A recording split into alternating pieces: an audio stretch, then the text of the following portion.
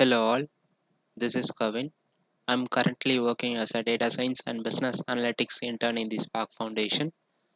This is my video of task 6, prediction using decision tree algorithm. Problem statement. Create the decision tree classifier and visualize it graphically. If we feed any new data to this classifier, it would be able to predict the right class accordingly. That is, we have been given a data set and we need to create a decision tree classifier and visualize it graphically. Also, if we feed any new data to this classifier, it has to predict the right class accordingly. That is, we have to predict the output label. Also, we have to check that whether the resultant is exactly matches with the output label or not. Dataset. The dataset I have used is available in this link. You can check it out. But what is first of all a decision tree is? Decision tree algorithm is a supervised learning technique that can be used for both classification and regression problem. A decision tree simply asks a question and based on the answer, whether it is yes or no, it further splits the tree into subtrees. In order to build a tree, we use the CART algorithm, which stands for classification and regression tree algorithm. Now let's jump into the code. First of all, I'm importing the necessary packages I have been using in this following process. The major package I will be using is pandas, matplotlib, sklearn. Next, using the pandas.read CSV function, I'm importing the dataset and store it in the variable known as dataset. Next, let me do some exploratory data analysis over our dataset. We have seen that our dataset contains an index starting from 0 up to the number of samples. Also, there exists an ID column. This looks almost similar. So, what I'm doing is that I'm going to set this ID column as our new index.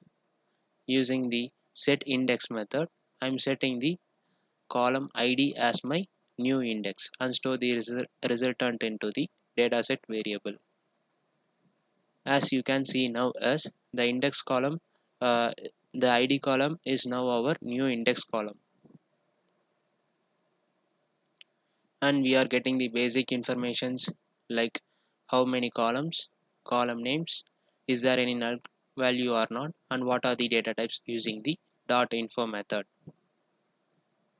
Also, we will be getting some statistical data using the dot describe method, like what is the count, what is the mean, what is the standard deviation, minimum value, 25% quantile, 50% quantile, 75% quantile, and maximum value along each of these columns. Next, after completing the exploratory data analysis, we will be moving to pre-processing our dataset. First of all, we will be checking whether our dataset has any null values or not. If it has any null values, thus just sum up the values using the dot sum method, and the result produced is 0, 0, 0, 0, and 0. This shows that our dataset doesn't contain any null value. So we can now start training. First, before training, we need to extract the training data from the sample dataset.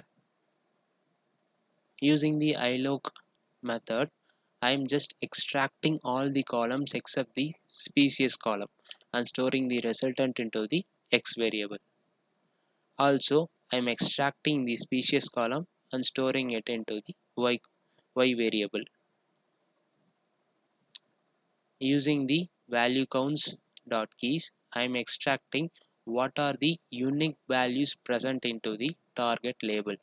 The answer is Iris versicolor, Iris virginica, and Iris sedosa. These are the three unique species present in the output label.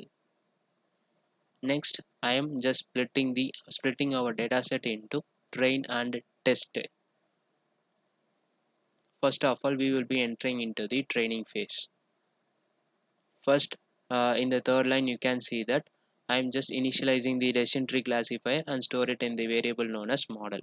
Next, using the model.fit method, I'm just training the model using the xtrain and ytrain. Next, I am predicting the test data using the dot predict method and storing the output into the yPredict variable.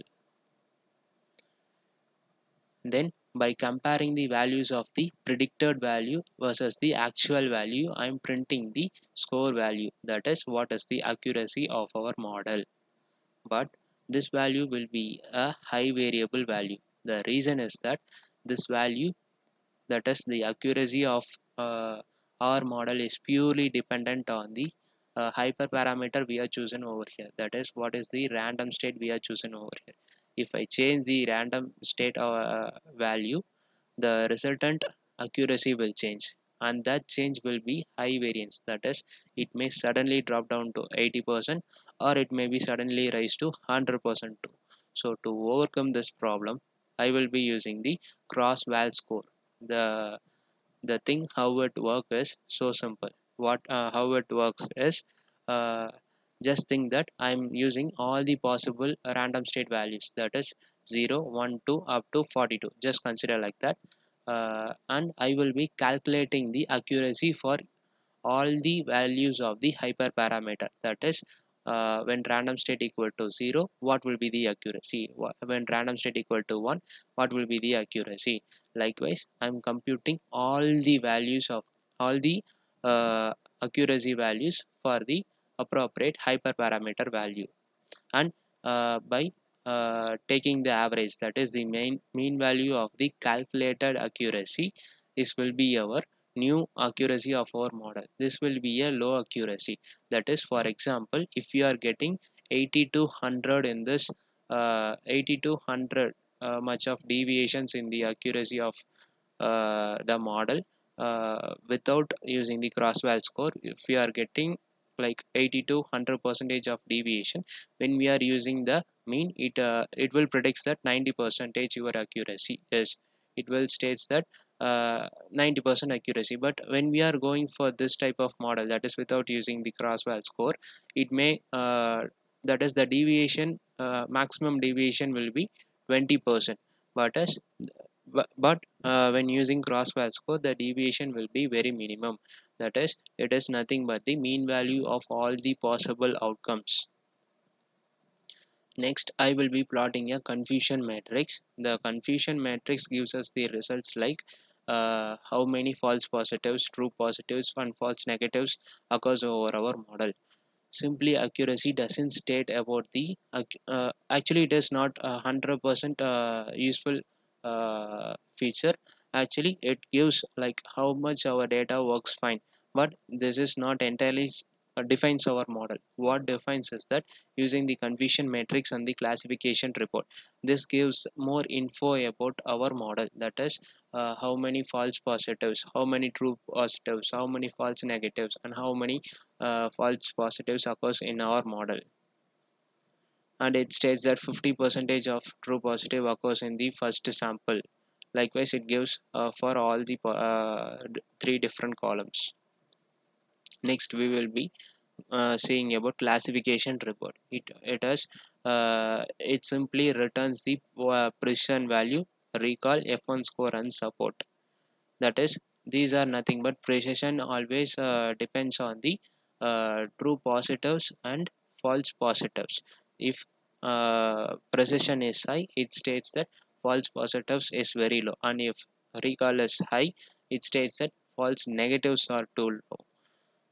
If we are getting precision as 1 and recall as 1 in the iris set also, that is we are having zero values of false positive and zero values of false negatives for iris set also, and similarly for iris versicolor and iris virginica.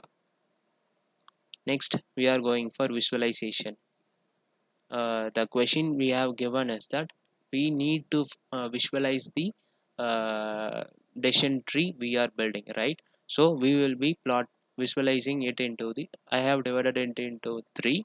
The first is we will be seeing about the text model, and the further two will be a graphical representation. The graphical representation is based on the two types of method which we will be seeing in the later. First of all, text model, that is how our data, that is decision tree is branched into different subtrees.